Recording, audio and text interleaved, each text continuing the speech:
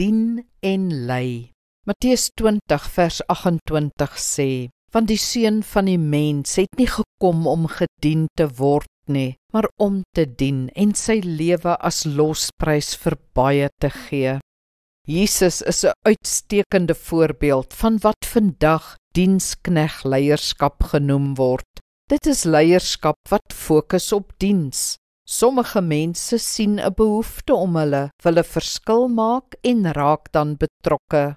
Soos hulle iets begin organiseer, vind hulle self al hoe meer in die posisie van 'n leier. So 'n houding staan teenoor diegene wat tog net leiers wil wees, dalk om beheer uit te oefen of persoonlike doelwitte te bereik. Diens is nie werklik hulle doel nie. Die een gaan oor hulle self en oor mag, die ander oor mense en oor diens. Jesus sê hy het nie gekom om gedien te word nie, maar om te dien. En tog is hy die grootste leier ooit.